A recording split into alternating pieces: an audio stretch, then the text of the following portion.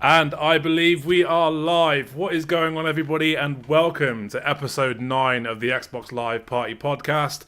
I am not a Ghostbuster. I am your boy ReddersTV. And tonight I am joined by our resident letdown, TheGinnaGaming. I am also joined by two very awesome special guests. First off, I just want to say, Sensei, I just want to give you a massive thank you to you because I threw up the bat symbol and you answered the call. So I'm super excited to have you here. LEEBO Gaming, LEEBO even, happy to have you here as well, dude. Let me just hear you guys talk, just so I can make sure this is working properly. Oh, mic check. Yeah. Hello. Professional here, you know. Got to keep it professional.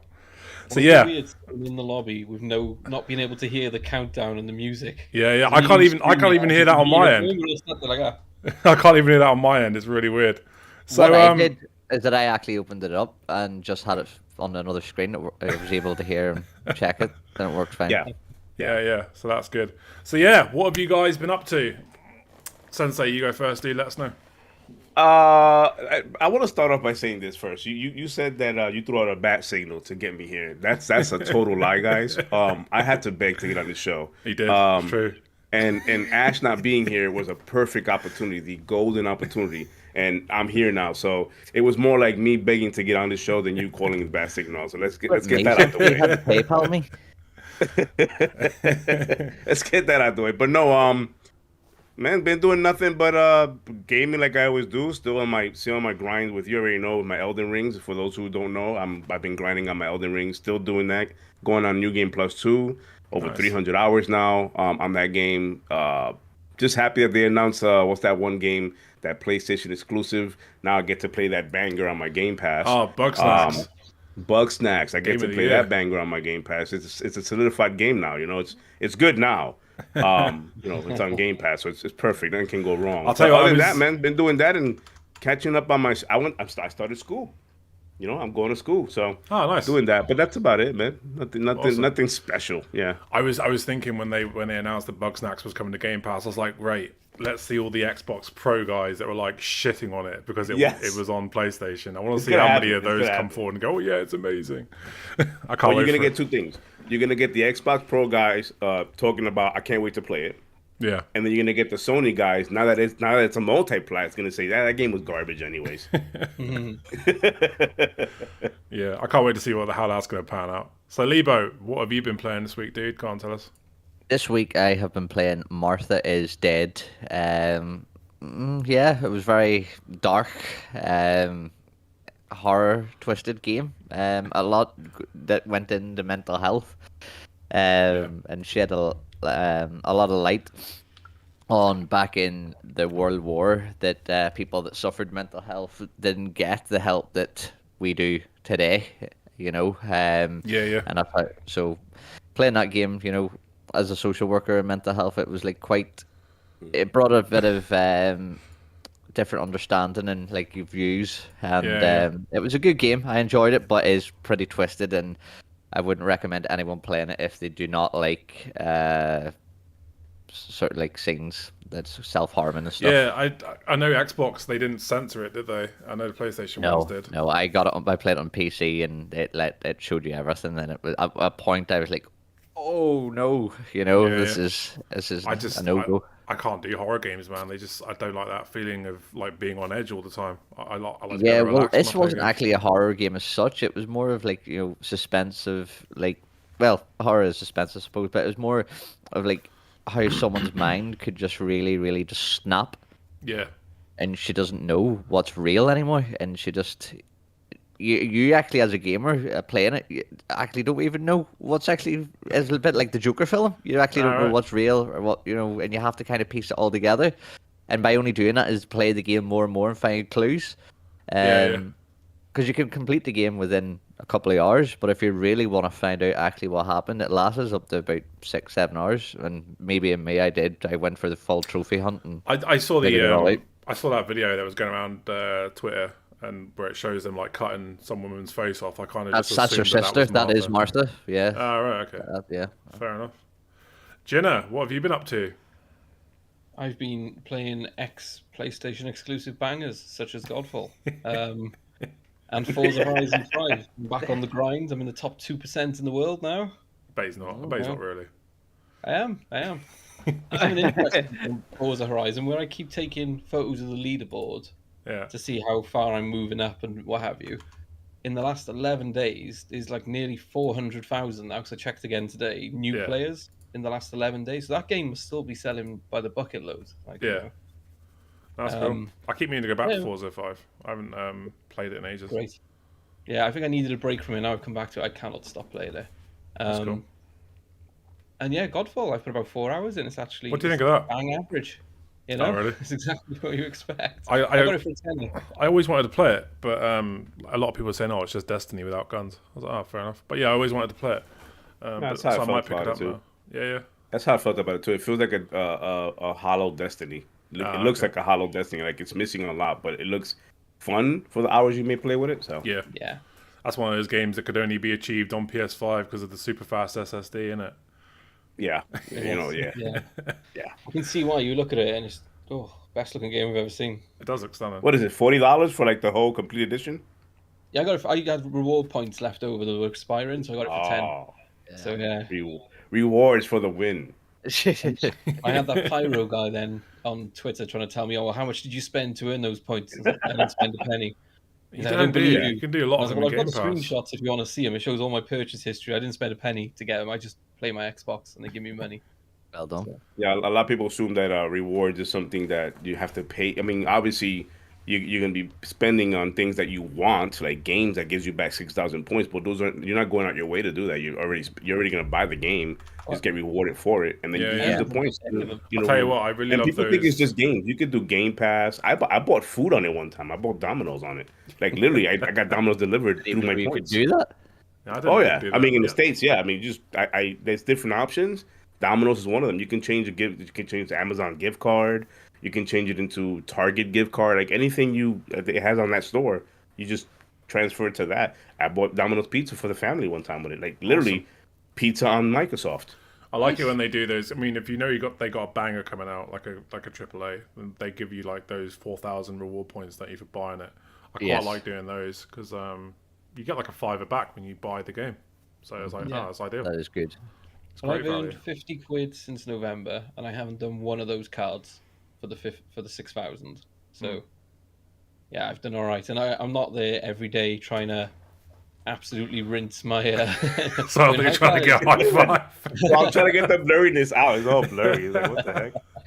Focus is gone. Does PlayStation offer anything like that? I don't think so. No, nothing like that. What's that? Point system. They haven't got one of them. They have a PlayStation. When I used to play PlayStation, they have like a reward system kind of set up through Sony itself.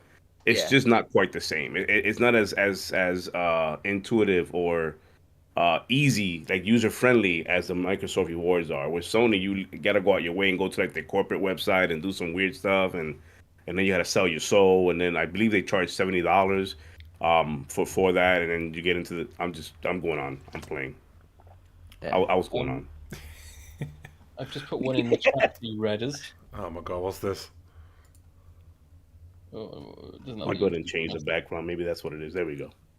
Oh yeah, Sensei. Blurry. Okay, we're doing something new tonight. Ginna is going to post things in chat, and he's going to want you to try and work out what he's saying. Sensei, you're up first. This is you can try to read the chat. It's in Welsh to make it easier for you. So I'm reading the chat. Yeah, the YouTube chat. This is a new section we're calling Translate with Ginna. And I'm supposed to figure this out. Yeah. Yeah. I reckon you can work out the first word. Oh, the first one is logic. No. Sensei. All right, Sensei. You and no. Ready. Sensei. And this is Welsh? Yeah, I think it. Am I allowed to help? No. Yeah, go for it. Yeah, I think it's. For a friend. Something I'm going to carry. Sensei, I'm going to carry help. Yeah. I'm going to Sensei, I'm going to help carry your friend. Logic. Are we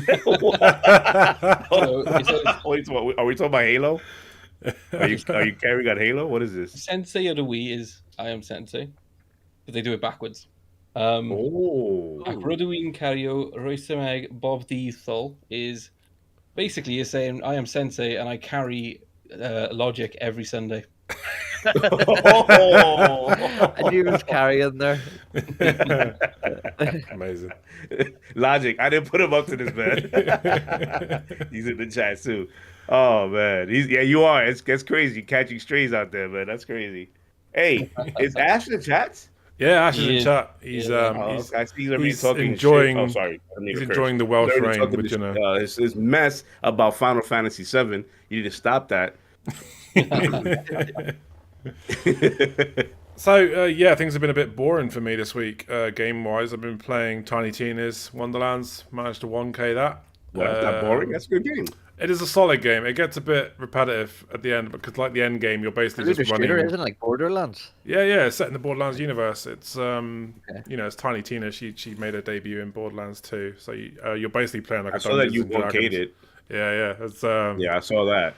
Now, is it repetitive in the sense of, because I know Borderlands is a huge world.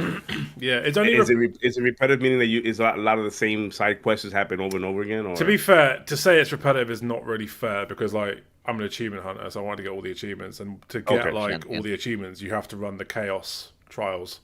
So you have to do and every time you run the chaos runs, you go up a chaos level. So you have to get to level 20 of the chaos level. So that's the only thing that became a bit tedious because you're basically just running these encounters over and over and over again.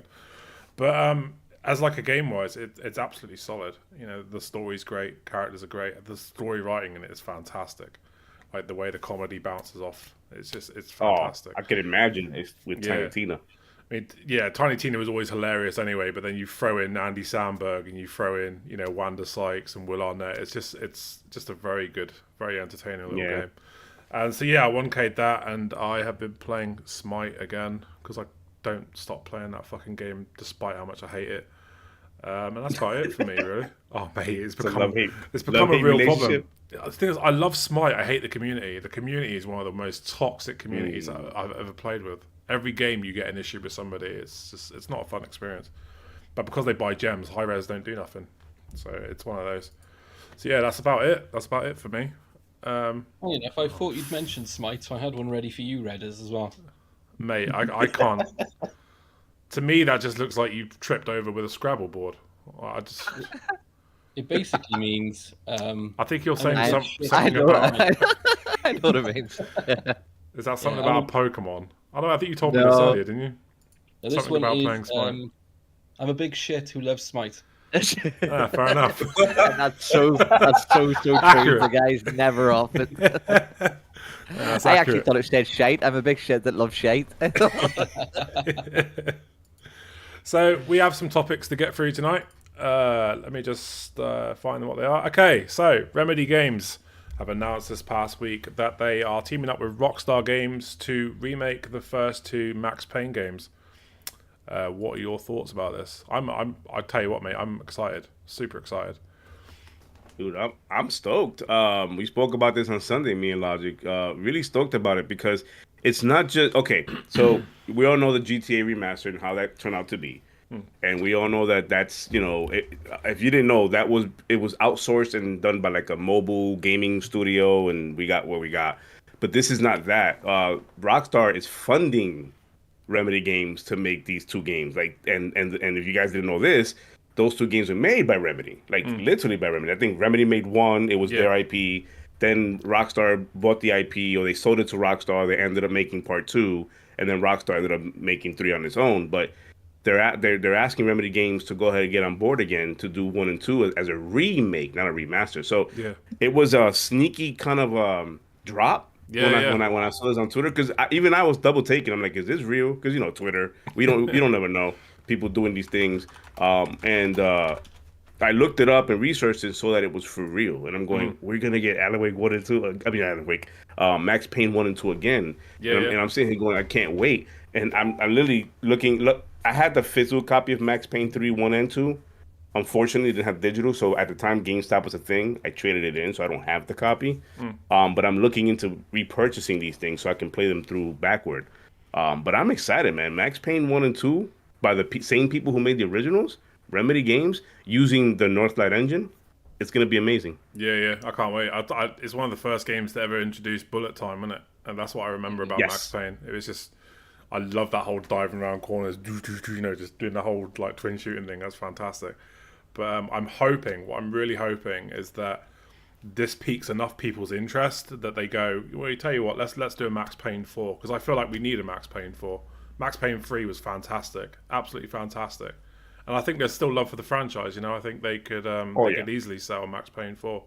So hopefully this is the kick up the arse that they need to make a new one. Well, I mean, they picked the right studio. Yeah, for sure. To do the remake. So one can only think or imagine or hope or whatever you want to call it that this hopefully it is successful. There's a lot of fans out there that have been wanting Max Payne, and hopefully it is successful to the point where they say a 4 is going to come. That's it. We're going to do it. And it's a really fucking dark story as well, isn't it? I prefer 2 over 1, but then like in the Remedy world of Max Payne, but 3 was fantastic. Just think with story games nowadays, and I'm not hating on story games, it's just how I feel, and my opinion on it is that story games only go so far, and unless they don't have like a good online competitiveness, they just slowly die. And Gears of War, for example, the Gears of War 1, 2, 3 were absolutely unreal, and then they couldn't keep up with the online competitiveness, and it just died out because of like BR came and everything. I just think with Max Payne, it's a great idea making the remake, but I just think it's only going to thrive and survive on fans unless they make some sort of online mode. Then that's my opinion. I'll tell you what, man. This might be an unpopular opinion, but I think Max Payne 3's multiplayer was fucking awesome. I had such a good time playing that. Yes. Okay. It was so good. Quite enjoyed it. They even included bullet time in it as well, didn't they? With oh, it's just Mm-hmm. it was so good. It was such an underrated mode. Oh mate, you missed out. You missed out on a I only played 1 and 2. Yeah. You've never played Max Payne 3? No, only 1 and 2. Actually, there you go. So actually, I would probably making this comment then if I knew that 3 had a multiplayer. So there you go. So maybe we can see this lift. To comment on what LEEBO was saying, I agree with the whole multiplayer thing to give games legs. If the game is being made multiplayer first, single player second, because there's games out there that's proven even as only as a single player component. That's it, nothing else. That has been proven to be successful and replayable, and to this day still replayable. I would argue, and I know there's a different genre, RPG. But I would argue Elden Rings is a game that I'm playing currently. A lot of us are that has high replay value because of the lore and the character development and everything else in between. But I would like a game like Max Payne if it doesn't have I think if it don't come out with a multiplayer component, I have to agree. It's short lived. It's gonna be great. When it first comes out, but not having legs to it, like a multiplayer component, it's probably gonna die down pretty quick. I disagree somewhat because I mean, what Assassin's Creed thought the online was like for that. It was absolute dog shit. So I think that there are strong single player games that have solid stories that shouldn't try and introduce a multiplayer element. Well, it didn't work for Assassin's Creed, and that's what worries me about AC Infinity. Because they're trying to turn that into a live service game, and to me that just screams like they're trying to make a multiplayer game as well. And I don't want a multiplayer Assassin's Creed. It just doesn't work. I mean, the multiplayer, but was it Black Flag, Unity? No, Unity had a co-op. It didn't have a multiplayer. It was a co-op, but it was weird. It's just those games don't need it. It felt like it was tacked on. Exactly. They don't need it. I'm okay with it not having a multiplayer. Jenna, what do you think? See, when you were playing Assassin's Creed, the new one in Valhalla, see once you completed it, did you go back to it, or is that you? I haven't gone back to it yet. I've done exactly. So that's my point. It's like once we're done with Max Payne. To be fair, with AC Valhalla, I've done the DLCs. I think I'm 150, 160 hours in. And I am going to buy the Dawn of Ragnarok DLC, but I'm at a point with Assassin's Creed Valhalla where I don't want to fucking spend 40 hours collecting collectibles. Yeah. Like give me a solid 40-hour story, and I'll play that shit until I've completed it. But you give me a 40-hour DLC where 25 hours of it is running around clearing fucking areas. I don't want to do it. I don't want to play it. So I've been putting off See playing. that's the Ubisoft open world games that they do a lot of fetch quests, a lot of repetitive fetch quests. It all depends on how. And again, this is an RPG we're comparing to Max Payne, which is an open world. Yeah. But you have to when you make an open world game, you have to consider that kind of stuff. Like if you, how long is your game going to be? Is it 60, 70, 100 hours? Does it have replay value? And are we going to keep continuing, like, repeating the same quest over? Because even though there were different NPCs that you went to, it felt the same. Go here, get that, come back. Now, oh, by the way, go here, come back. Go here. It just felt that much. With Valhalla, I put like 65 hours into it, and I have not even completed it yet. I'm at the very end of the game, the top region, and I just don't feel like going back to it because it's hard work, isn't it? It's just grindy. Yeah, and I don't mind like quests where it's like go here or go there. I don't like quests that are like go there and kill this, go there, collect that. I like variety. I like I like quest variety. And Assassin's Creed has become very much go there and assassinate them. All right, lovely. All right, go over there. Go back to that same area that you were in like 10 minutes ago. Like, kill that guy. I'm like, for fuck's sake, I just want to, you know what I mean? I'm having a hard time with it these days, and I never used to. I mean, Assassin's Creed. I mean, as a lot of you will know, is one of my go-to franchises. I mean, I used to buy that shit annually every year because I love the story. And in like the last 3 installments, one, they're not Assassin's Creed, they're The Witcher light, and 2, the fucking storytelling's gone downhill. I think like it's just gone. I thought the Valhalla was absolutely terrible. Yeah, you go back. Hated Valhalla. It was just repeat. You go back and play Assassin's Creed Black Flag and play that story. The story was absolutely incredible. The ending was incredible. It was just great storytelling throughout. I couldn't tell you a single fucking thing that happened in Valhalla. I really couldn't. I think I killed a druid. There's nothing memorable about it. I mean, the only reason we know anything about Valhalla is because it handles the lore of the mythology of the Vikings, the Greek god. It's not Greek, but the Vikings, right? Yeah. So because it handles that lore and that mythology, we know about it through time, not because of the game itself. So there's nothing really memorable about, in my opinion. Again, my opinion. I think nothing really memorable. I think it's popular because people like Vikings. I think that's why it's popular. But I mean, I know Ash really likes it, but I think he likes it because it's Vikings. And Ash likes it because it's a bad game. This is true. I was gonna say with the Max Paynes, I've only played number 3. I'm the reverse LEEBO. I've never played 1 and 2. Only played number 3, and I thought mate, they're all great. I thought number 3 was amazing. I got it for like £7 in Asda one day, and I was like, "Oh, Max Payne! Nice. I've never tried. I'll give it a try." And my God, what a game that was! Back when I bought physical media, what a game! But it's got great game modes that really keep it like. I think it's like New York Minute mode where like you can't get hit. You've got to stuff like that. It's just it keeps the replayability just through that alone. So that's fantastic. Speaking of Ash playing bad games, when we get to 650 subs, Ash is going to be doing a shower with your dad simulator stream. So share this with your nan because I really want to see that. Anyway, so yeah, that's Remedy are making Max Payne 1 and 2 again. Is it going to PC? I think so. Yeah, I think it's like a complete remake. So nice. That's great news. See what Ash has put in chat. You see, Ash is saying he likes it because of the Vikings, not because of AC. Yeah. Exactly, and that's the problem. Pretty much why Valhalla is popular is because of the Vikings. Yeah. But yeah, I mean that pretty much wraps up that topic, doesn't it? So if we move on to the next one, what have we got? So, a new Tomb Raider game is in development at Crystal Dynamics using Unreal Engine 5. What are your guys' thoughts on this one? Gonna look nice, isn't it? Oh, mate, I can't wait. I can't wait. Those last few games are gorgeous. She's gonna look nice more like Is this the first one they're using with Unreal? Or yeah. It is, right? Okay, so we're gonna get a lot of this finger in ear kind of movement in the cutscenes. With Lara Croft, like we do in Gears and any other epic engine game that's out there. No. Yes, it's if you guys don't know this, like that's like Epic's like marketing thing where it's like the hand the ear and they walk slowly and talk. I don't know where you're at. Go get. That's my best Joker voice. Sorry. No, man. Them using first of all that trailer they showed off for the Unreal 5, like the whole showcase they did was amazing. It looks like it's gonna be very easy to use for these developers, and Tomb Raider jumping on that Jesus Christ, I can't. It was already looking good with the trilogy, the reboot trilogy.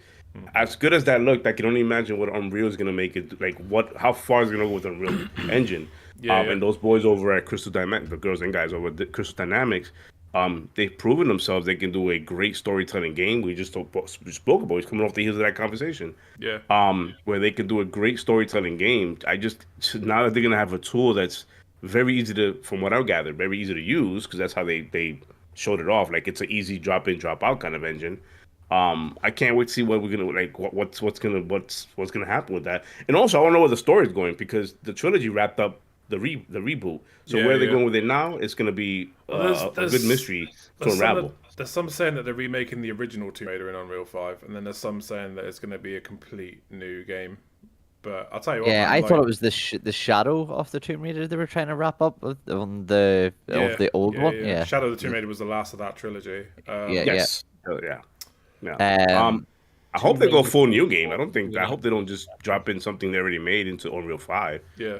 And then get more money out of it. That's crazy. I absolutely love the remade, not the remade, the trilogy, the recent trilogy. But there's always that. Well, she's not really a Tomb Raider. She's just become a fucking mercenary that kills a load of people. Yeah, basically, yeah. They were so violent, but I was okay with that. So yeah, I mean, an Unreal Engine 5 as well. I mean, I can't wait to see what developers are gonna do on that, because I mean, the tech demos we've seen, and like, it's gonna be incredible. You know what I mean? I think Ninja Theory are building. Is it the new Hellblade on Unreal 5 as well? Yes. Yeah. That game looks absolutely phenomenal. And Matrix 2's coming. Half of Xbox Studio Games is gonna be on UE5. Like most of the studios are using it. Yeah. Yeah. So yeah, I can't wait for it. It's a K3's UE5 as well, isn't it? Is it? Loads. Mm-hmm. Seems like everybody. Really, I mean, really good. they're making the new Witcher with Unreal Engine 5 as well, aren't they? So yes. Yeah, it's interesting. It seems like a lot of developers are like giving up on their in-house engines and moving over to Unreal 5. Maybe it is because it is easier to make games and shit with it. So that's cool. It lends to, as a developer, you're spending resources and time developing your own engine if you don't already have one, or you have one and you have to update it so that it can align with the vision you have for whatever game you're working on. But now with Unreal 5 and that coming out, and how easy they keep saying it's easy to use, to drop in, for the developers to just work on their game now. Yeah. And Crystal Dynamics saw that opportunity and said, oof, I can, we got a vision and your engine fits that vision, and you already made the engine's ready to go. Yeah. I'll just use your engine. It just allows for more quality time developing their game, their vision. I'll tell you what, man, I remember that there was like a specific scene in Shadow of the Tomb Raider. She's like, she emerges out of the pool, and she's no longer like the innocent Lara Croft. She is now. That was badass scene. Oh, it's epic, wasn't it? It's like she's now the Lara Croft that we know and love from previous games. I thought that was such a cool little moment. And Gina, what do you think about this whole new Tomb Raider game being made?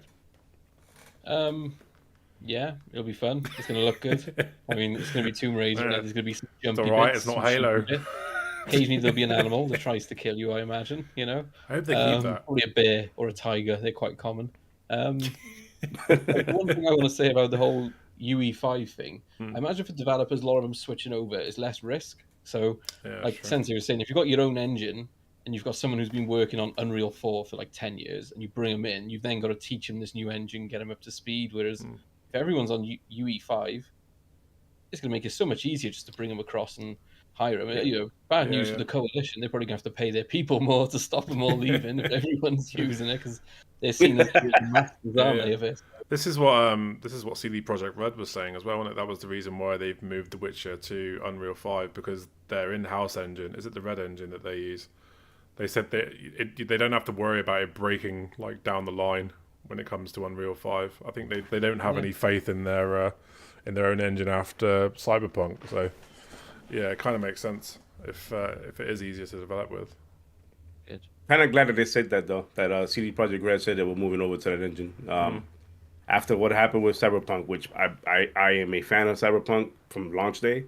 But after what happened with that, the way it launched and what product we ended up getting, it's a good move on them. It's a good move. I don't know. I'll always feel bad for CD Projekt Red, because The Witcher 3. I've said this before, I think, on this podcast, but The Witcher 3, hands down, arguably the greatest game of the last generation. And so there was a lot of anticipation going forward about their next game. And I feel like if they had just been given a bit more time, they could have put out a game that wasn't as broken as what Cyberpunk was. Yeah. And to be fair, like I went back and played it after the 1.5 update, and that game was a lot of fun.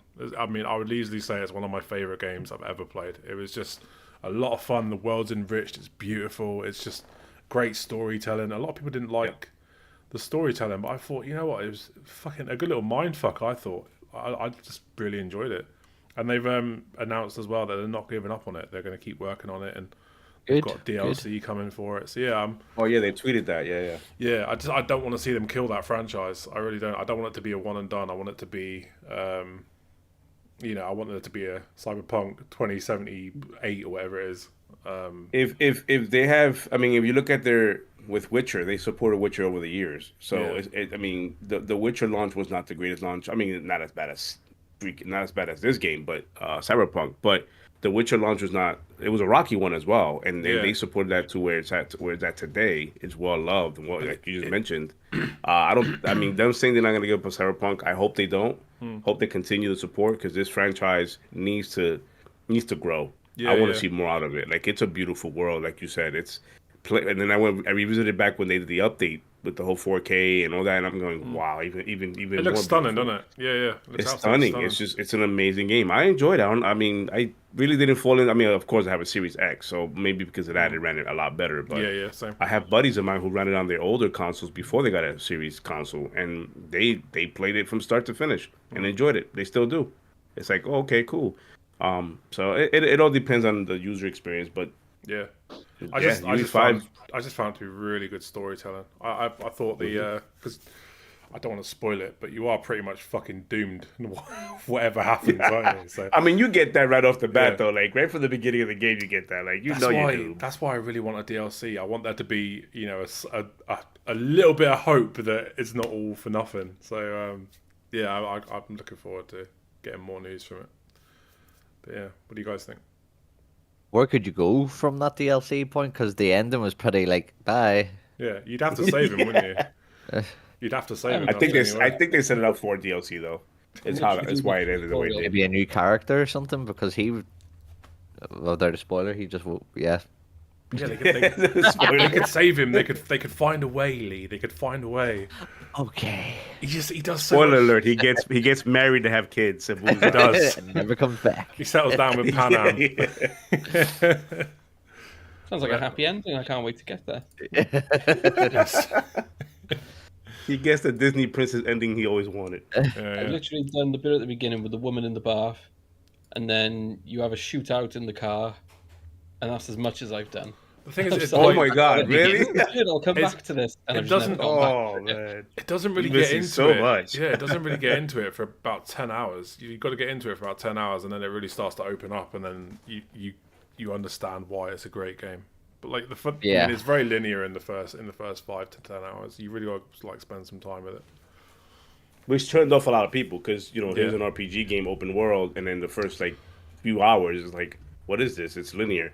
But once you get past that point, it just like Redders just said, it opens up completely, and then you have freedom to do what you want. Your classes, your skill tree, all that opens up. Just like any RPG game nowadays, it starts off linear because they hold your hand in the beginning. They want you to figure out the game, and then they let you loose. Once you figure out what's everything, they let you loose. Yeah. I'd say I love the way they built the relationships in that game, like your relationship with specific characters. There's a lot of thought that's gone into that game. I think it doesn't get appreciated anywhere near as much as it should. I just think it didn't get appreciated because it just killed so much trust at the beginning. It just literally shot everyone down because everyone couldn't afford the new consoles and stuff. And as soon as they bought the game, it ran like a potato. They built a limited edition console for it. They couldn't run it. Yes. Yeah. Oh yeah. I remember that. It was a sexy console. Like it ran fine on mine. But I had the Xbox Series X. But my friend had just the normal Xbox S, and I'm telling it was like PUBG buildings. They were just literally potatoed. Everything. I remember they looked like clay. Launched on Xbox. I had an Xbox One X, and my brothers were playing with me, and they had the VCR Xbox One, and it was like we were playing a different game.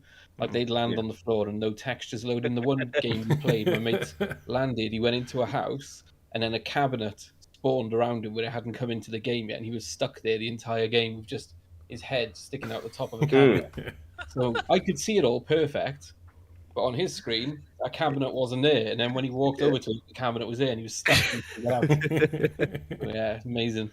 It almost seemed like somewhere in the development cycle of that game, they decided it was supposed to be last gen, and then they said, let's make it next gen. No, let's make it back to old gen, and they got stuck in that limbo land. And when they released it, that's what we got. It looks really bad on the last gen, and it looks really good, but still crashes on new gen.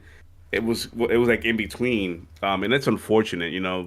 Anybody who's in development hell, it knows what that's about. When you got the corporate team on your back saying it needs to go out, marketing team saying we spent X amount of dollars to put this out there. Then you have the development team going, it ain't ready. This is not our vision. And then you got the head of the whole thing saying go fuck yourself. It's going out, and then the consumers going, oh shit, what did I buy?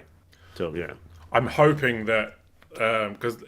Am I right in saying that there was the board of directors that said this game needs to go out now, like regardless of what state it's in? That's right. It's pretty much what happened. Right. Yeah. So many times I have to go out.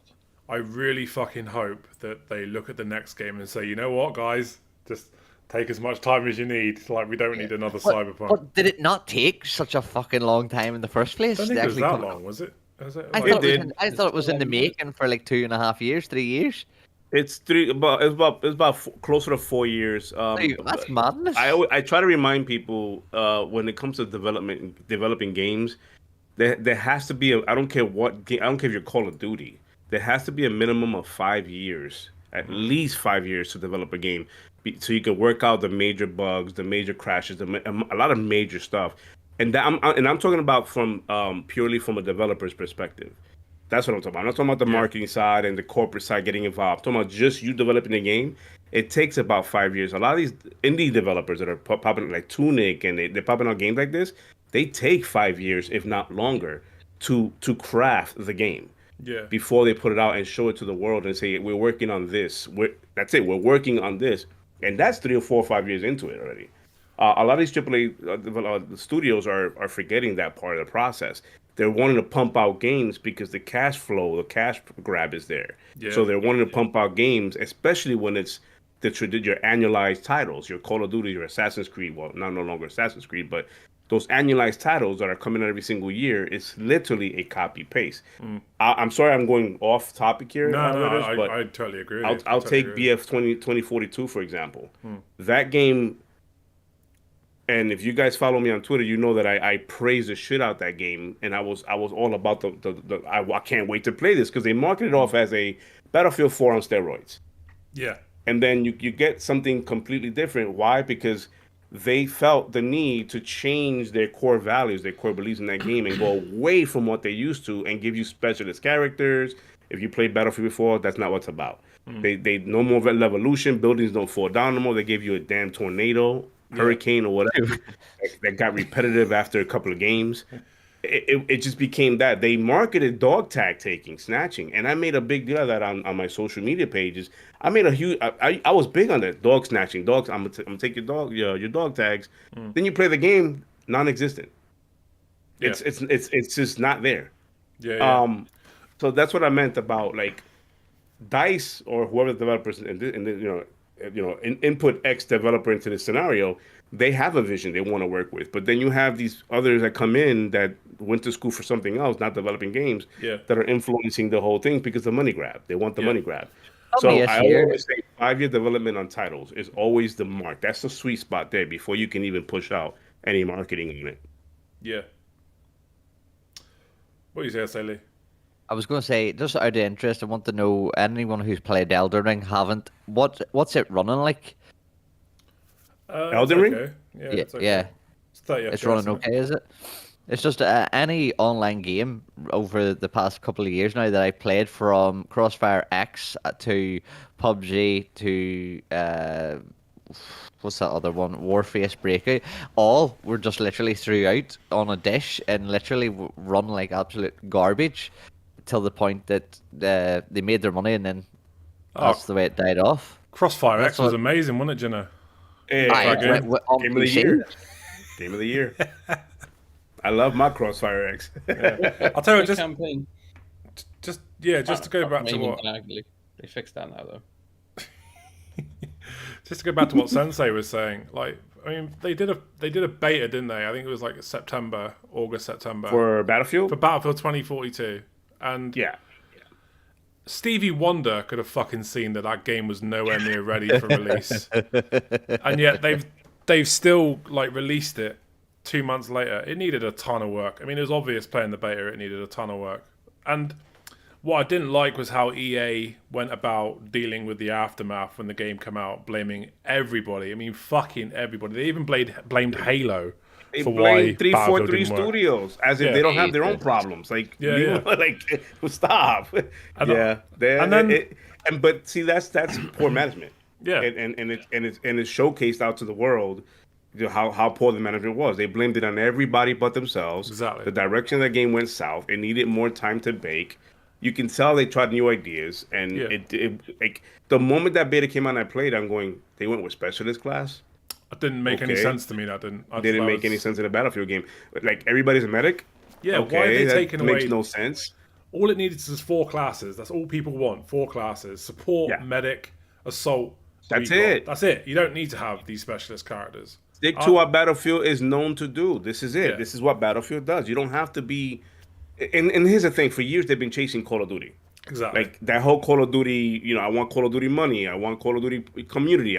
They've been chasing that for years. That this year they went full dumb, full shit faced on it and said, we're gonna be Call of Duty, times 2, and they decided to do that route, that design, and it quite didn't work out. It just doesn't. It just doesn't. Number 5, they went further away from Halo and more towards more mobile CODs than they'd ever been. Yeah. And then everyone was like, we don't like this shit. What are you doing? So they've now gone back to. Battlefield will do the same. Next game, they'll go back to being a Battlefield game, and everyone will be like, "Oh, it's like the old days. It's amazing. It's what they wanted all along." Yeah, that's all it was. I imagine Respawn are very happy that it flopped though, because they put Titanfall 2 out between Battlefield and COD, and it got killed. Oh, yeah. And then now they're like, EA have put their flagship out between Halo and COD and got killed, and it's like, well, see how you like it, you bastards. But I didn't like the way that EA threw DICE under the bus. I hated that. Like, they came out and said, DICE have learned lessons from Battlefield 2042's launch. I'm like, very unprofessional. How the fuck did they not learn from the Battlefield 4 launch? Because that was just as disastrous. I thought. Battlefield 1. Yeah, that was just as disastrous. Battlefield 1 was the same, yeah. And they're like, DICE are great at solving problems. Well, which is it? and I'll say this for the old heads. I played Battlefield back in the days. Just like, I'm an old head on it. Reddit sound like you've been playing Battlefield for quite some time. I know a lot of people in my gaming circles play Battlefield for quite a long time. This is not the DICE of old anymore. We got to understand that. This is not the DICE, the core team or whatever team that was when it made the Battlefield 4, the 3, the Bad Company games.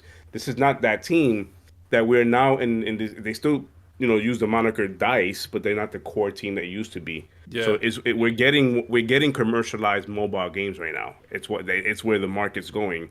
And if somebody doesn't quite go, hey, slow that down, bring it back, let's go back to what we know, our basics, and build those foundations, it's going to be a disaster going forward with this game, period, if they continue doing this. It just felt like like you said, to me, it felt like a mobile game, the Battlefield 2042. It felt like it will run really good on the tablet or on the phone. But on my console, it was just not it. I played it for like 8 game days, but it just, after a while, it just didn't hold me. And it's like less than 1,000 people in there now. It's like, we learned our lesson. No, I didn't even make it when I gave you my money. I didn't even make it out the 10-hour trial. I was like, I'm just not playing this. It's not fun. It's not fun to me exactly the same boat, yeah.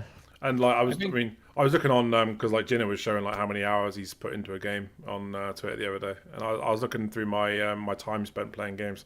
I've got like 500 hours invested in Battlefield 4, and I couldn't hold 10 hours of Battlefield 2042, and it's frustrating because, hand on my heart, I will sit here and I'll say that Battlefield 2142 is easily one of the best Battlefield games they've ever made. And I feel like they've shit on that game by releasing this turd. And I hate that. And that's the thing. Doesn't this game I didn't play that game, but doesn't this take place 100 years before that? Yeah. It's meant to be 100 years before. And it's meant to set up that whole world? Yeah. Yeah. 2142 is amazing. It had mechs, it had, fucking spaceships. It was just a really solid, fun Battlefield game. It's actually one of the last games that I played as part of a clan as well. A bit of a fun fact for you. But yeah, I just felt like that game's legacy got destroyed with 2042. So there's a handful of devs at the moment. You got like DICE, 343, BioWare, and a few others. Maybe CD Projekt Red with Cyberpunk, where they're going out and what they're doing is basically walking up to someone in the street and stabbing them, and then looking around and going, "I'm a paramedic. I'll make him better," saving the guy's life, and then expecting a round of applause when the guy gets up and feels better than the other has. And it's like, you stabbed him and did all the problems. You're the one putting this shit out there. You're causing the problem. It's like, what an ass. He didn't even say thank you. He didn't even say thank you. What an ass. Yeah, no one clapped me. I got arrested. But yeah, if I was DICE, man, I would be so angry at E3. I'd be so angry at E3 if I was DICE. They literally went, you know what, fuck you guys, we're putting the game out now, even though it's not ready. Oh, you can come and fix it. It's fine. Like, no, just give them the... Yeah. It only needed another 6 months. It's like they shit the bed and then they blame everybody but themselves while the bed was shitted. Like, you control the narrative. You're the company. Exactly. You own EA. Like, it's your problem. You should be taking responsibility for it. I just think it showed poor management. And it lends more light to what happened to the development game or developing the game. When you have management come out like that, I see where the problem could have been. It's like, that's not good, man. Like, you blamed everybody but yourself. It's not just 343. It's not just EA and Battlefield though. COD, like, that gets released every single year. Every fucking year it's broken and these patches. Like, I've never seen a game be hacked on so much. It's absolutely ridiculous. But like, how can you not see that there's a problem there? Every year you're putting out a new COD that needs a ton of patches. Like, I don't know, man. It doesn't make fucking sense. Yeah, money is. Yeah. Silly people out there that actually spend the coin, so that's why they keep doing it. But it's just like, I mean, we told my COD. That's where my shameless plugs come in. Guys, tune into my channel. I got a daily drop today. It has to do with Call of Duty. But yeah, Tomb Raider. Where we at with that? It's Tomb Raider. Tomb Raider, Tomb Raider is great. It's getting remade. No, it's not. It's getting a new game. I'm excited for it. Yeah, I've got a lot of hope for it because that team's awesome. So, it got my money. Like, it's got my money, period. Anything that comes out of Tomb Raider, I got it. Crystal Dynamics is proving themselves. Anything with Tomb Raider, you're just going to spend your money on it. Yeah. You always get a solid game. On the internet, it'll be on Game Pass by the time it launches anyway, because they're being bought next, aren't they? They're the next one. Yeah, I think that's the next. Yeah, that's the next company being bought. Yeah. They're working on Perfect Dark, which means instantly they're going to be bought. That's how it works. Oh yeah. And Guardians of the Galaxy was on Game Pass. I mean, read between the lines, guys. Jesus I was absolutely gutted about that. I spent 50 quid, right, in Tesco's. No, it's not. As did I actually was like in Tesco's arguing with my wife, going, "Listen, really want to fucking play Guardian of the Galaxy. It's a great 50 game, quid. Isn't it? It's really good. My son, like, he's like, Daddy, I don't really want to play it. I was like, you fucking do, okay, right? Bought it 50 quid. Tesco's. We went home. Got home, played a couple of hours with it. Willie, my friend, texts me the following day. Oh, look what's out in Game Pass. Oh, wait, you bought it recently? Oh, yeah. Mate, that's brutal. It's getting quite hard to decide what to buy nowadays with Game Pass doing aggressively getting these games that I want to play. Not that they're gonna have every game I want to play, but it seems like every game that I want to play that it comes out on Game Pass a couple of months later. I'm a big Life is Strange fan. A big Life is Strange fan. Played them all, obsessed with them, and I was going to buy Life is Strange, but I don't have the money. And I've just said to Ian just before we started the chat, and it's just come out in Game Pass. So thank fuck I did buy it. This is like this. I've said it a few times, but like I'm in a position now where I feel like I don't have to buy games. Like it's weird. Game Pass offers you so much. I'm right there. Yeah, I mean, I game share anyway, so I don't have to buy every new release. I game share with a good friend of mine, so like I don't have to buy every new release. But Game Pass leaves me feeling like, you know what, I don't have to buy anything. I mean, I can just wait and see if the game's coming to Game Pass. If it's not, okay, then I can buy it. Or, you know, it might be my mate's turn to buy a game. So you're gonna win regardless, Redders. You're gonna win because if you wait for it to come on Game Pass and it doesn't come on, you're gonna end up and then getting it up at a discount. Yeah. So it's a win-win regardless. Either you're gonna get it through Game Pass or you're gonna get it through a sale if you're waiting. The whole thing, FOMO is the hardest part there. FOMO is a huge deal in the gaming community, especially when everybody's talking about, I'm playing this game, and you're like, shit, I don't want to miss out on that, and you end up getting it at full price. Yeah. And then turns out it's not the game you really wanted to play. There's just some games you don't want to wait on. You know what I mean? Like Tiny Tina's was one I didn't want to wait on, and then there's one before that. I can't remember the name of it. Oh, that's gone. But yeah, I almost FOMO'd on Elden Ring, and I hate Souls games. I've played a couple, and I just can't. Elden Ring, that's the one. Yeah. And then Elden Ring was everywhere, and then the reviews, and I don't normally listen to reviewers, and then it's just everyone on, and it was just all over my Twitter, and I was like, oh, I might give this Elden Ring a go. I'm scared to bet. I am. I'll be honest with you. I am scared to bet. Is it a multiplayer game? I've held out. I haven't got it. There is multiplayer in it, but it's fun. But Elden Ring, but I'll spend my money on it anyway.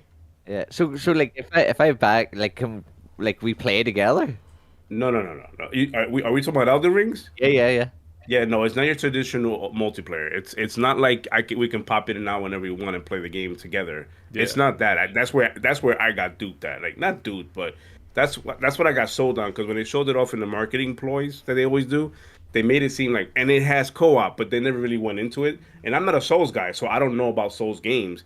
And apparently, everybody that knows Souls games came at me and was like, "Hey, it's not that. It's not that kind of co-op. It's if you need help with a boss." I was just gonna say, make a portal and you can come and help. Yeah, that's what it is. Yeah. If you need help with a certain section of the game or the boss or that enemy, I put down something in the game, or like a summon circle. Yeah. And it calls you in. It sucks you into my game server. We do that scenario, and then we part ways. The game kicks both of us out, and we go to our respective game, our saves.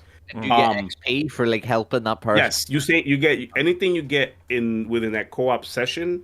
Anything that you get out of it gains is yours. Weapons, that's not XP. Too bad, I suppose, because it's helping the person who was struggling. You know, say like Ian's like so high of a level, I'm struggling with this part. He can come in and wreck this god. Oh no, it scales up. It scales up. So if I'm on New Game Plus 1 now, and you came in as a new player, in your first playthrough, and you came and I went into your game, that enemy scales up to my level.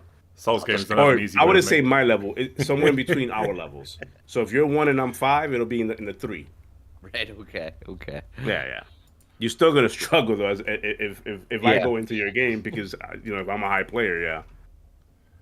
So yeah, that pretty much covers Tomb Raider, doesn't it? So before, he says when you do a playthrough and you're like gameplay +1 or whatever. Yeah. I hit level 200 today on Forza Horizon 5, which is the highest level, and take time. It gets rid of your level and gives you a little star with a number 1 under it and puts you back to number 1. And again, like Gears used to do that. I remember Gears of War. I've never felt so annoyed as when that happened to me earlier, that it didn't go to level 200 or went to level 1. And then I didn't get an achievement that popped or nothing. I was just sat there like, you bastards. Gold star to dinner. I was a gold. I remember when Gears did that, and it was like going to be like a level 100 in Gears. I think it was Gears 3 did that, and it was like it just got this like bar, and I was like, what the fuck? I'm not level 100. What? Yeah. I feel like that with Call of Duty's prestige system. It's like they've added like 200, 300, 400, 500 levels, and I'm going, okay, that feels good, as opposed to Prestige 1, Prestige 2, Prestige 3. It's like, okay. I never Has anyone seen Gears 5's trailer? No. It was a leak. No. Oh, there was like that Unreal Engine tech demo. Yeah, that's what it was. Oh, from the Coalition. Yeah. Okay, yeah. Because they've been working on Unreal 5 for about a year now, they said, on that showcase. I just seen that you're playing Gears Tactics. I just thought I'd throw it in there. I do like a bit of Gears. Got my Gears top on as well. Yeah. Gears, I think he likes Halo Redders, see? Given what's on his screen and on his shirt, I think he likes Halo. He does. He never shuts up about it. I do like Halo. So right, before we move on to our next topic, I just want to give a big shout out to everybody that's in chat for keeping it lively. Indie Gamer, good to see you here, bro. Who else is here? Thimber, back as always. William McCardle, thanks for stopping by, dude. Appreciate it. Logic, what a legend. KY Bob stopping by. Moses, Connor Moses, cheers for stopping by. Don't forget, if you are watching this video, then give it a thumbs up and a like. It really helps us out with the algorithm and stuff. And let's get into our next topic, which is Ubisoft is finally ending support for Ghost Recon Breakpoint, but they're doubling down on NFTs being in future games despite fan backlash. So yeah, this one's probably going to trigger me, and I'm probably going on a massive anti-Ubisoft rant. So sorry if you guys heard something crash in the background. The word NFT makes me go cringe. It's like, oh. Yeah. So, see, when the servers are they still allowed to play basically until the servers eventually die, and then that's it. You'll own a bit of that dead server forever, sir. Okay. Bargain, right? Buy up loads. So I had someone try to explain NFTs to me, and the way they said it was it'll be like a digital one-off item, but it's not one-off because everyone can get that skin, but you own a part of it, and every time it's used, you get notified. And imagine that skin, then they could make it in a way that it carries across to different games. And my response to this was, if you can make a skin that runs an engine and works on different games, you can already fucking do that. They just don't want to. They want to charge you each time. Is there something special within the NFT technology that suddenly made them go, I can make a skin work in multiple game sizes? That right there. That's what made it special. That right there, the money part. I'm going to look. A finite, they bring in scarcity into the internet, something that has infinite resources. You can copy and paste. Once you've made a code once, you just go mad with it. And they bring in stingy, finite resources to pump up value into it. It's just bullshit. Well, there's no benefits. NFT in the gaming space doesn't make sense to me. It just doesn't. Because if they really wanted you to have a skin that works in multiple games, like you said, go ahead and do it. Why are we waiting for an NFT symbol or whatever thing you want to bring, a digital currency, for me to have a skin to work on multiple games? Go ahead and do it. You can create the code and let me use it on multiple games. I'm going to pay you for that skin like I already do with Fortnite, Halo. I'm going to pay you $20 or whatever the top tier dollar is for that. Let me use it across the platforms, games. Yeah. What's stopping you from doing that? Look, every time, and I know there's probably NFT fans out there and non-fans. I don't know much about it, but every time somebody tries to explain it to me, I'm sitting here going, I get dumber by the day. Like by the every sentence they're using about explaining NFT, I get dumber. And all I can think of is scam. Yeah. That's all I can think of. Scam. It's a scam. Like, why are we waiting for something to create a skin to be across gaming? Like, I don't get that. You're already charging me through battle passes and microtransactions. We can still do that. You're doing that now. Why do you have to create some digital, something that if somebody, look, listen, I can go on NFTs for days. I still don't know what it is. And I've had multiple people explain it to me, and I still sit here going, I still don't know what it is. I don't want it in my life. It has no fucking place in gaming. It has absolutely no place in gaming. I'll tell you now, Ginna, if you think that Halo is not going to get fucking NFTs, you are off your whistle. That game is. You think Halo's going to get your whistle as well? Yeah, they will get them. They will get them, absolutely. Fucking if they're going to throw in cat ears and charge you for them, they're going to put NFTs in that game. You wait to see how much that Cortana's feet NFT goes for, kid. That's where No, I'll tell you what, I don't like that Ubisoft is still trying to push it, even though they got so much backlash. I mean, absolutely so much backlash. Nobody wants it, and that's the problem, because all of their future games, like all of their big hitters, Far Cry, Assassin's Creed, Infinite, whatever Infinite turns out to be, these are all going to be live service games. These are all the testers for them to throw this shit at us, and they will. They'll throw it at us on all of our favorite franchises, and yeah, it worries me about future Ubisoft games, and that pisses me off, because like I keep saying it, Ubisoft is one of my favorite developers. They make my favorite games: Assassin's Creed, Far Cry, Watch Dogs. I fucking love open world sandboxes, and they make the best ones, and they're ruining them. They're just ruining them with these fucking microtransactions and live service elements. I just don't want to see that.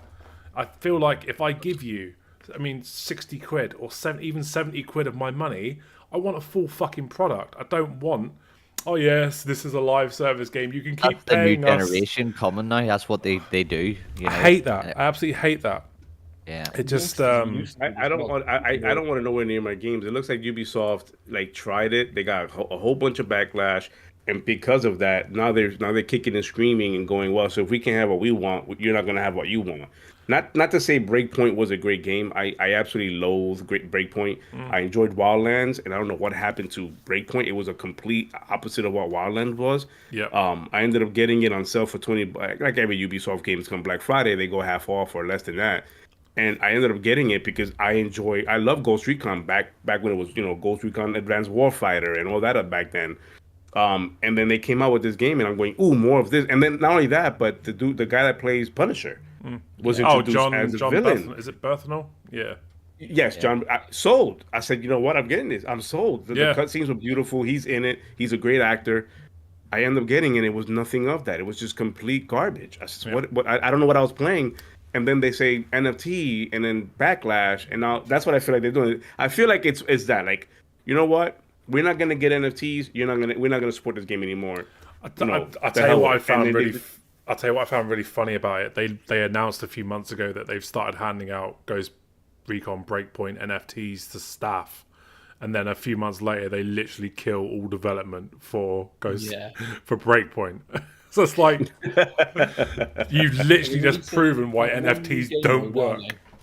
Yeah, exactly. You've literally in that whole time frame, you've proven it don't work. Yeah. Like, here's an NFT, and you get an NFT, and you get an NFT, and it's like, now nobody wants NFTs, so you're not gonna get Breakpoint support. It's dead. Here you go. I'll tell you, one last game mode, isn't it? Which is great, unless you enjoy that game mode, because then you know nothing else is coming for it.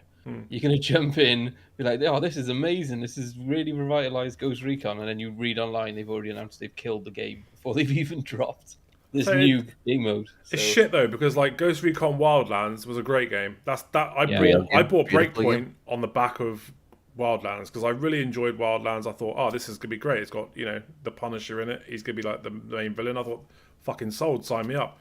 And then it's nothing like Wildlands. Absolutely nothing like Wildlands. It's just a massive fake RPG that you can. Had like Splinter Cell missions. You could go hunt the Predator in the woods with your mates. Now it was fucking amazing. There's none of that. I loved it. None of that was in Breakpoint. None of that.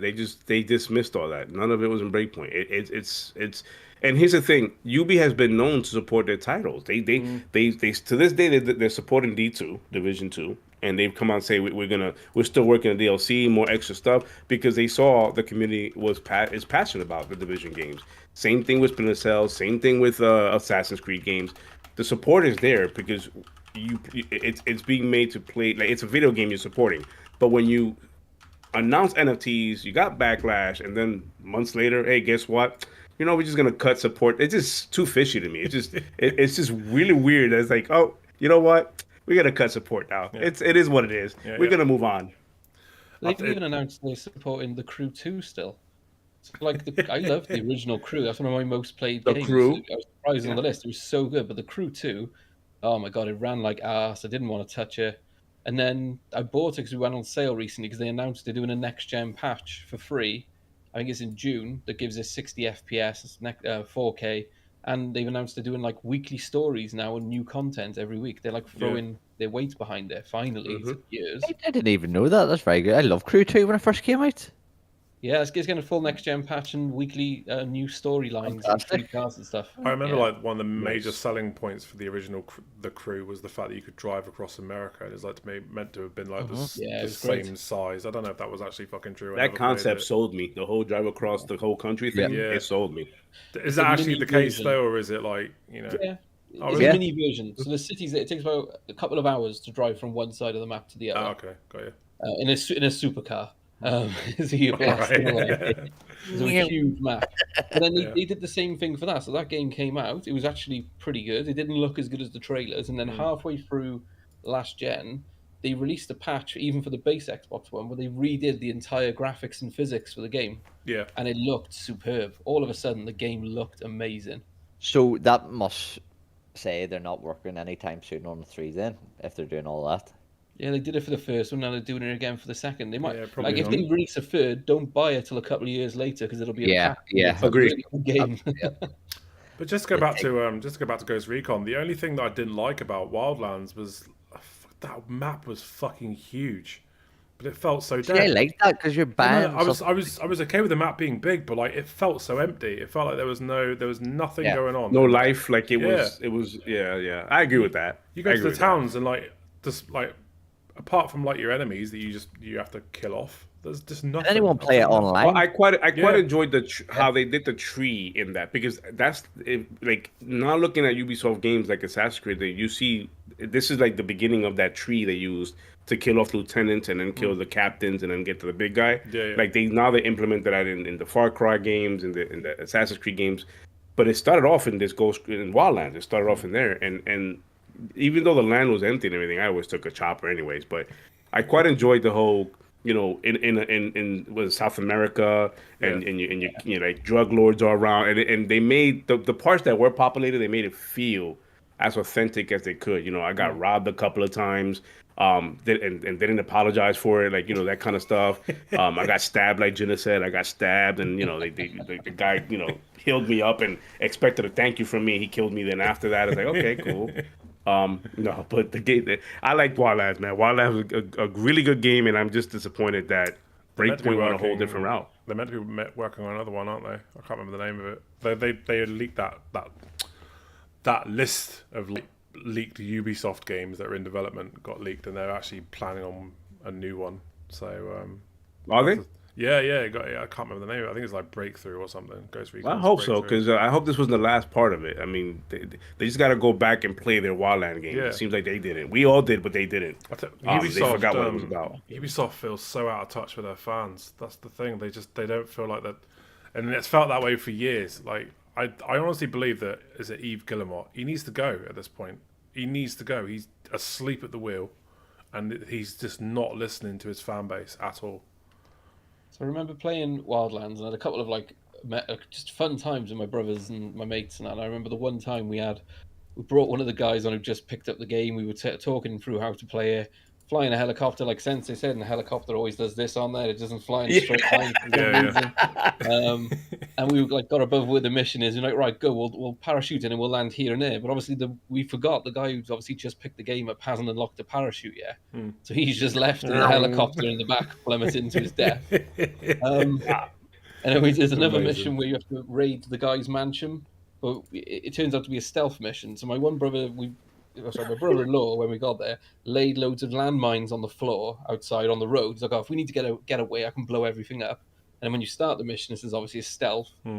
So we're all stood there like, you put fucking landmines everywhere. We're going to blow someone up or kill someone, so we're going to fail the mission. So only one of us went and did the mission, and the rest of us had to be on traffic control and making sure to move them around these mines so they wouldn't blow up. And it's just like fun like that you don't get in the second one. The second one has none of that. You can do moments like that.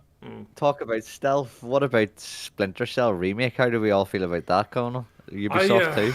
It's another one of those. I want them to make a fucking a new game. I don't want to play a remake of Splinter Cell. I mean, I'm sure it'll be great, and but I want to see a new one. I mean, the fan in me wants another Splinter Cell, but it's Ubisoft, and this is not the Ubisoft of old. And I just feel like they're just going to implement either more like another version of NFTs or microtransactions or battle pass or just something weird like that. And I'm going, I hope they don't go that route and just stick to the core play of what Splinter Cell was with a solid multiplayer, because that Spies versus Mercs thing was solid for Splinter. I think it was Blacklist, solid. So I hope they can like revisit that with this new Splinter Cell. Yeah, I'll tell you what. I've said you got to play the whole game through together. One of you was Russian, one of you was American, and the very last mission, you both get the phone call saying to kill the other person. That's right. Yeah. You get an achievement as well. I mean, my mate did it. Yes. And I killed him. And then the next time we played through it again, I was like, "Oh, do you want me to let you kill me so you can get the achievement?" He's like, "No, don't worry, I got it." And then I killed him again, and then he was fuming the whole night, then just refusing to speak to me. And I was like, "I offered to let you kill me." And we never played it again. 2 times. That's all I got to do on that story. It was great. Wow, it killed your friendship. We remained friends. We just wouldn't play Splinter Cell together anymore. It killed your co-op friendship. Yeah, or FIFA after a while. That died off. Wow. I'll tell you, I've said it before. I honestly expected to see Sam Fisher in fucking Just Dance as an unlockable character before we ever saw a new Splinter Cell game. Because he was pretty much popping up in everything else but his own game. Is he what in a shit Fortnite show. Probably. I don't know. I don't think so, no. Give it time. It's got to be worth a Google. Ghost Recon Frontline, Redders. You what? Yeah, they're making a new one. Yeah. and Crew 3 is in the making. That's cool then. Oh, sorry. So yeah, if we could just move on to. Looks like sorry guys. No, I just saw some news come over the line. Gilbert Gottfried. Looks like he passed. Yeah. Oh. Yeah. No worries. It was just weird. I don't even know who the fuck that is. I was just thinking the name's familiar. I can't think of it. Should it be? That's why I said, "Oh no," and then I said, "Just move on." Okay. Who is it? Yeah, who no, is it? he's a popular in the U.S. He's popular. He's a comedian. Gilbert Gottfried. He's known for having a squint face, short guy, and he has a high pitched voice. Was he in Child's Play? Was it Child's Play? Yeah. Yes. Yeah, I know. Yeah. Was it Child's Play? Yes. Yeah, I know the guy. I reckon the name's familiar. I can't put a face to it. Yeah, he's popular out here, but I just got over the line. That's crazy. But yeah, it's just move on. So I don't mean to. I'm gonna sound like that, but it's like okay. So I'm right now. He's the parrot in Aladdin. It's that guy, yeah. Also, yes. Yeah. He's in a lot of things. Yeah. When you see him, you're like, oh, I know who he is. Yeah. He's a funny guy. He's got one of those voices that you just. When you say recognize. like Child's Play, that's fucking. Not the Chucky one. Not the show. Not the Chucky movie. one. Yeah. There was a movie called. Oh no, it's not Child's Play. Is it? It's something else. It's not because the only. Yeah, Child's His Play's voice Chucky. would have ruined the suspense in Chucky. It's something like that. Kids behaving badly or some shit. I don't know. I can't remember the name of it. So let's get to our last topic of the evening. So Microsoft is rumored to have paid for chip priority to support the Xbox Series S and X stock. Good. A lot of people have kicked up a fuss saying, "Oh, it's not fair." So what's your guys' opinions? Is it even business? True? Yeah, it's fucking business. That's how business works. It's some people buy exclusivity for a year, question mark. We don't know how long those exclusivity last for. Yeah. And they keep it on their ecosystem for longer than a year. Some people buy chips and want, priority over that and want, their consoles on shelves. That's business. It's how it works. Yeah. If we're sitting out here pretending Microsoft cheated, I really would say go outside and touch grass. Like, seriously, you do not know how businesses run. Why would you not want your consoles on shelves? Exactly. I can't tell you what you're going to do with your systems or your product. Why would you care that I want my systems on a shelf? Unless you consider me a competition, which we were not supposed to be for quite some time. But all of a sudden now, it's a concern that Microsoft is cheating. They're paying for chips. Hey, man. It's business. It's how business works. I'll go right back to this point. For years, as gamers, if you're only on one ecosystem, and let's say it's the Xbox ecosystem, you've missed out on games that was third-party, multi-platform that became exclusive. That was supposed to be a year, and extended past that. We don't even know when it's coming to Xbox. And we talking about Final Fantasies. We're talking about like numerous games that we're sitting here waiting for. But that's business. It pushes consoles out. Yeah. Guess what? Everything Microsoft said we're gonna. If it's true, it's rumored. Microsoft said we want chips to be on our hands so we can develop our consoles and put them on the shelves. What a genius idea a business has come up with. Yeah. Yeah. And here's the thing. I think there is truth to it because when you look at Xbox and it's got. It was so easier to get than. It's got a lot more stock available. There's Series S's, there's Series X's. I can't find a PS5 for the life of me. And you've got to remember. Yeah, you've got to remember, and everybody seems to fucking forget this, that Microsoft upgraded all of their cloud servers to Series X hardware. Yeah. It's all running on Series X hardware. That's hardware that they could have put in consoles to have more sales. So yeah, there is a lot of proof that says this could be true. Is it underhanded? Absolutely not. I think that they just made a very smart business decision. Yeah, 100% smart. And when it comes to throwing around money, Sony cannot fucking compete with Microsoft. Microsoft has more money. And never will. Sony will ever have. So yeah, maybe there is truth to it. I think there is truth to it. And well, that's the one upside to Microsoft that their capital, so they have so much capital that they're able to go ahead and take chances like that and put and it's also sidebar here, but it's also proof that how that there's a narrative going on saying nobody wants an Xbox Yeah. Well, guess what? They put on the shelves, and here's a challenge.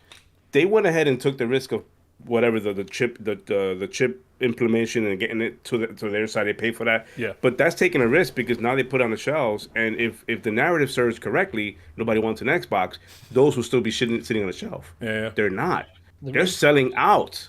The rate they've been selling the last few weeks, if it could maintain that for the year, it would be selling 20 odd million plus consoles a year, which is mad for Xbox. It doesn't do those numbers. Isn't it, Jenna? Isn't it on track for like on a trajectory where it's gonna beat numbers of 360 for the time being for like the first 2 years or whatever? Yeah, it's already the best selling. Xbox has already taken over 360, and that speaks for itself. Mm-hmm. That does speak for itself. It's funny. At the beginning of last year, Sony had I sent this to Reddit as an earnings call just before they obviously have to release their earnings. They said we've secured 21 million chips. We'll have 21 million consoles out in no problem. And then by the end of the year, they were like, actually, yeah, we can't make that many. And now you can't find them. So obviously something's changed. They were very confident they had 21 million. And within a year, they can't even make 200,000 or 300,000 a week or whatever. There's something has changed somewhere. But it's business, like you said. There's always going to be the narrative of, well, it's only outselling the PlayStation because, nobody can get a hold of a PlayStation. And here's the thing, right? I agree with that. What's your fan base then? Yeah. I put it on Twitter earlier. You cannot do comparisons on hardware sales at a time when there's a fucking global chip shortage. It's ridiculous. It's like going up to Usain Bolt, challenging him to a race, slashing his Achilles tendons, and then beating him and bragging about it. Wow. Yeah, you cannot. Yeah, you cannot compare because you haven't played Arthur's Dead. And here's the thing, like, no, but you make a point. You make a good point. It is exactly that. I want to see how they compare when they're both readily available. That's the only thing that matters. And these people that are coming out and going, oh yeah, well, it's only outpacing the PlayStation because. Well, you're gonna get those spurts. Pretty soon you'll get a PlayStation 5 spurt, and when they're gonna have more, and then. Xbox is gonna sit back a little bit. It's gonna happen because, like you said, we're in a space right now in a world that we've never been before as far as pandemic goes, and these boats that are carrying this these stuff overseas crashing into docks and quite can't make it in. There's a lot going on in the world that prevents these consoles to be regularly at where we're at right now, because over a year now these things have been out regularly being on shelves. We're not even there. So the moment it becomes regular on shelves, I agree. That's when we can start going, okay, now let's look at, since they're both on the shelves, what's happening, And right now, those numbers are going to get influenced by who can buy the most chips and who cannot, and who can get the most stocks, And here's the thing, right? If you're one of those that's sitting on Twitter talking about fucking hardware sales, if that's your focal point for gaming, you're in the wrong fucking... I don't get why you have it as a hobby, because that's not what gaming's about. It's not about console hardware sales. It's about games. It's about quality games. It's about playing those quality games on whatever platform you can play them on. So services, which is even what Jim Ryan is now saying. He's gone full circle. Even he's now saying it's all about services. He goes full circle on everything, though, doesn't he? They don't want to sell plastic boxes to you. They lose money on it. They want you getting your destiny, and they want you grinding and paying every year for a little upgrades and a little bit of this and that. But they believe in generations. Slow drip. That's the name of the game now. They're gonna slow drip us content. That's just live service, and that's where it's going to, But yeah, I will never understand. I would never understand why people get off on sitting on Twitter going, "Oh, it's selling more than what the other one is." Like, you're not doing it right. It's a circle you're not jerk. doing gaming wrong, right? So it's a circle jerk. Like at the end of the day, do you make any money off of that? Are you making I would understand if you're saying, my preferred console selling a lot because more people can experience what I'm experiencing.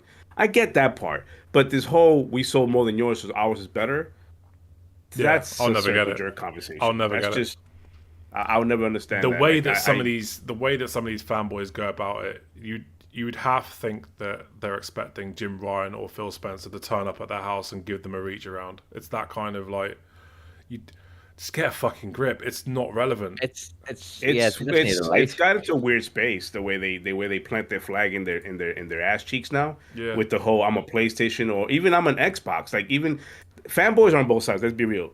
They're this whole plant the flag in my butt cheeks thing is like, wow, like really, like you're gatekeeping for a company that you don't even own stock in. What is that like? It's like, wow, what is that about? Yeah. I never understood that. I can criticize. Look, I've said this before on my pod, and I'll say this in Twitter. Play everything and anything.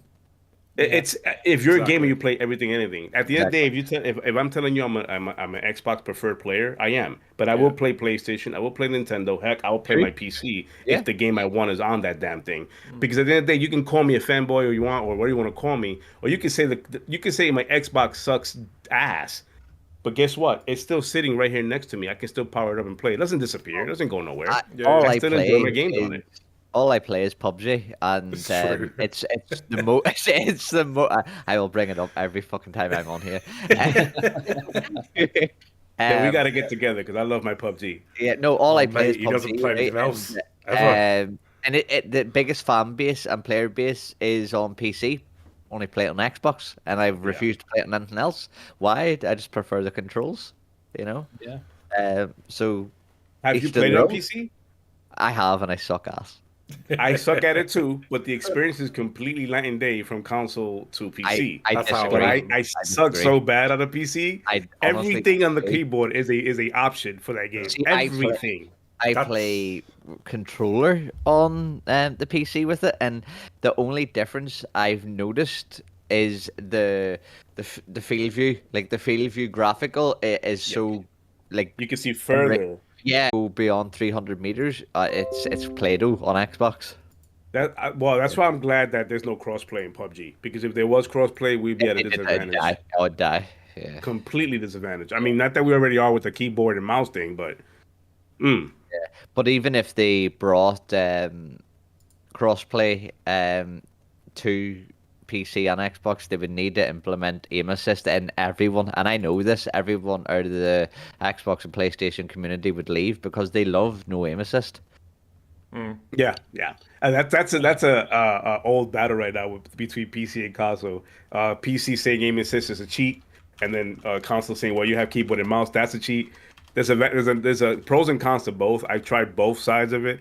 I can see how people could think the keyboard and mouse is cheat because you literally point and click and there's no recoil. But I can also see the auto aim assist like pulling you into the target, so you don't have to really worry about shooting. I have no target. No worry. I have no concern if someone used a mouse and keyboard on console. I don't hate on because there is pros and cons on both ends. Correct. Fuck them. Get rid of them. I hate no, honestly, there is like, see if someone on mouse and keyboard, they're only good really at sniping at long distance and like snapping on people. See up close and personal with the analog stick, it's far better.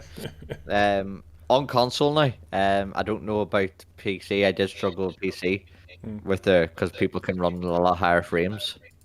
Yeah. But anyway, back to the topic. That's cool. Halo Infinite with forced crossplay is not an option. I have to play with them on casual. I don't know how you play that game. Full stop. Oh, the thing is, when you're playing a PC player on there because they move differently to console players. But did they not do the same setup that they do in Apex, where if you're playing on console, you're only matched up against console? No, they don't do that. No, you're forced. If you do ranked, that's me out. I'm out completely. That's fucked. If you do ranked, you can go in and choose. But if you want to have fun and play casual games, which you think would give you the option to not play against people who are going to kick your ass, that option goes.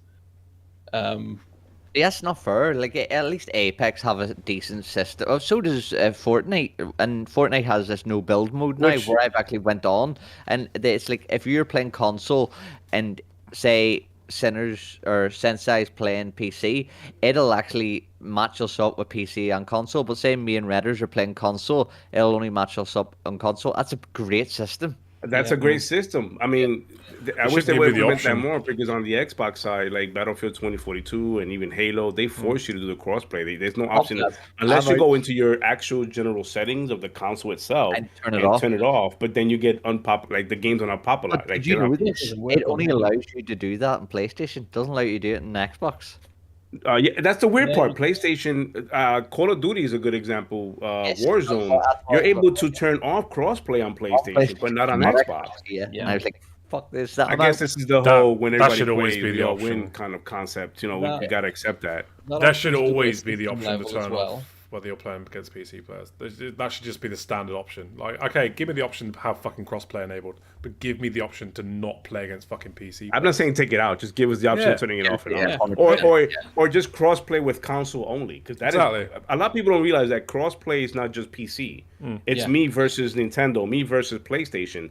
That's a crossplay right there. I don't know. I don't understand why we have to factor in the PC side of things. Like, why does it always have to be PC in the mix of a crossplay? Literally, crossplay is me playing against a whole different ecosystem. I'll tell you what, man. There is nothing worse than playing. If you do the system level turn off crossplay on Xbox, if you go into Fortnite, you can only play single battle royale. If you try to do doubles or teams, it stops you and says your settings won't allow it. If you go into Call of Duty, you can't play any game mode. It just doesn't work. And if you go into Halo, it lets you play games, but it doesn't actually filter out anyone on PC. It still puts them in. It still puts them in. You just get wrecked. I'll tell you what, man. There's nothing. You know they're PC players. I don't get wrecked. I'll finish games where like our team wins and we get 50 kills, and I've got like 25, 26 of them. The problem I got is the people who I'm playing with who don't play often are getting absolutely smashed by these PC players on the other team, because they're not used to playing against them and how they can't match I have a PC, and I'm not. Actually, I am dissing PC players to an extent here. I find the majority of them are cheaters. Like, I've played so many fucking online games on PC, from PUBG to Warzone, and like everyone is either wall hacking, aimbot, speed running, and it's absolute jokes, man. No, I don't get where they get from it. Where's the fun? Even on console. I spoke about this the last time I was on here. I've noticed, because all I do is play VR games. I've noticed this thing now come out is Cronus Zen, and like you can. Oh yeah, Cronus, yeah. People who have who have known for years, who have been absolute shite at the game, and then all of a sudden they're sitting at like a 5.5 KD, and they're like lasering people with a 6X on an M4 or an AK, and you're like, it's not considered a hack when you use the Cronus. Like it's considered software or whatever they will call it. Like it's not even a hack. It's undetectable. It's like, huh? And there was I actually clipped this, and if any of you want to see it, that you're more welcome. There was a guy using an SKS, which is a DMR, rapid fire, man. It was like an AK. Fuck.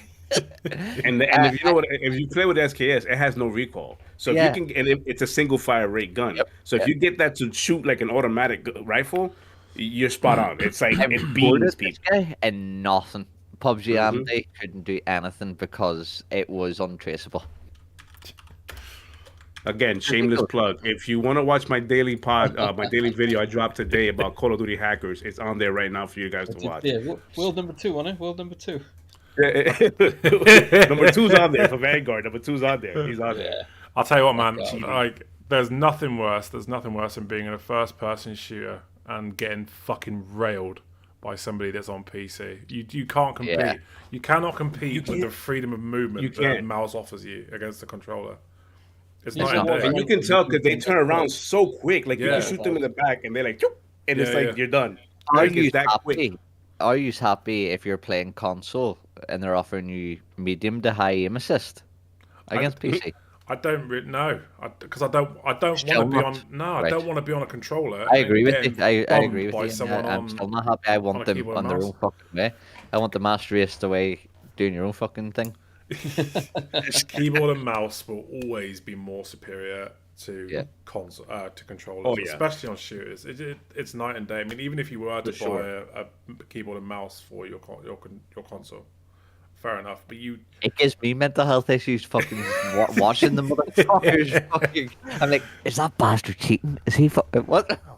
It's funny because I'll be in game chat with my buddies and they'll be playing Battlefield 2042, and every time one of them gets killed, it's always fucking PC players. It's like, okay, how do you know it's a PC player? He did a 180 on me. He shot me from 8,000 feet away and didn't. Wasn't even aiming. Yeah, he wasn't even aiming. He was moving side to side like this. That's how you know it's a PC player. Lay down. Lee, do you So remember? like that. The mouse in one hand, and they're literally moving side to side like that. And So they'll hold the keyboard. They'll hold the keyboard vertical, and they'll play vertical with the keyboard and the mouse, like not even sideways, like vertical, up and down, and they'll play like that. I'm going, wow, it's crazy. A little off topic, but I just saw a 14-year-old being tweeted out where his streams have like pyrotechnics and lasers. I saw this kid. I don't know who thought that was cool, but watching that will catch a seizure. What a fucking idiot! Like, I don't get it. I can't. It's just, and he's literally has pyrotechnics in his room going off with fire. It's every time he gets a kill. That house has not burnt. 14-year-old. I'm going, wow. That's just a new thing, trying to get viewers trained, whatever. Yeah. 14, and he has laser shows, kill. Legit laser shows, Jenna, with music pumping and fire going on, and he's sitting there grabbing his mic. Ah! I'm going, that's not a stream. That's just a party. What is this? Lee, I think you're missing out on a fucking trick. Trip. That's what it is. You need to get some pyro in your living room. Yeah. Like literally fire. I'm like, holy shit. I saw it earlier. Every time he gets a kill. You've got a hot tub and you're selling your farts in a jar. That's when you're a real streamer. You've made it. That's when you're a real streamer. Selling your fart in a jar. Which, by the way, shameless plug. I am going to put that on my channel. We are going to be selling. No, I'm playing. On a good note, this is Redder's first host. It is my first time hosting. Absolutely fantastic job, bro. Oh, cheers, man. I appreciate it. I hope everyone else that's watching it's enjoyed it. I really enjoyed it. You know, I've enjoyed it. I like just sitting here and chatting shit with you guys. It's fantastic. And you owned it, man. You know, I know you've been, and it's been absolutely fantastic. It's all because we moved software and all that. No. I gotta echo that. You did a fantastic job, and now that we're off air, better than Ash. You did a better job than Ash. We're not off air. Now that we're not off air, I say that. We're not off air. We love you, Ash. No, but you did a good job at it. Cheers, I appreciate it. Listen, it's amazing. My dog came and jumped to me and dragged my mouse off the table. It was nice to wrestle it back off him. So look, I want to have a little bit of time just so you guys can let us know where we can find you. You know, let us know what you're up to, your content, channels and stuff. So Sensei, where can everybody find you? Oh shit! I'm on Twitter, very active. I'm very active on Twitter, like you guys know. So you can find me on Twitter at Sensei Kills or Sensei if you want. On Twitter with the I being on Kills being a number 1. And then I'm a content creator. I have my own YouTube channel. You can find me on the Sensei's Thoughts on YouTube. Where there I have a live, just like this. I have a live podcast every Sundays at 5:00 Eastern time. I also do content throughout the week. I very recently started doing daily drops. Daily videos every day. I've been doing that for the last 2 weeks now. And then Creative Corner is something I also have on that channel where I interviewed Redders on there, TheGinnaGaming was on there, and a couple of other fine gentlemen in the content space or just in the space of gaming in general. And I have lovely conversations with these guys for about upwards of an hour. I have that on there as well. So that's what you can find me, man. I appreciate you inviting me here, man. I appreciate you coming on. Absolutely. Yeah, it's been a blast. You did a great job hosting, man. Cheers, great man. job. So LEEBO, where can we find you? On PUBG, probably. You can find me on Facebook and on Twitch on playing mainly and only PUBG. The odd horror game. But make sure you check out Sensei Kills, guy's a legend, and ReddersTV. But yeah, you'll find me on just PUBG Facebook and LEEBO X. Head over to Jenna. No worries. Look, I've had an absolute blast this evening. I'm really glad that you guys came on. It's been incredibly entertaining. But for now, we're going to have to call it an end of the show. You can catch us in the website underneath this video. You'll see it right down here. So make sure you go check that out. Ash is always busy working his ass off, uploading new content to that. So check that out and show the love. We also have a Patreon, which I believe is linked in the description of this video. So if you want to support us in any way you can, I mean, it's only £1. We do our best to be entertaining and give you good content. And thanks for tuning in, guys. It's been an awesome show. I really appreciate it. You're off about fucking raves and parties and you're fucking doing it. We'll catch you. Ash is going to let me and Redders make some videos for the channel.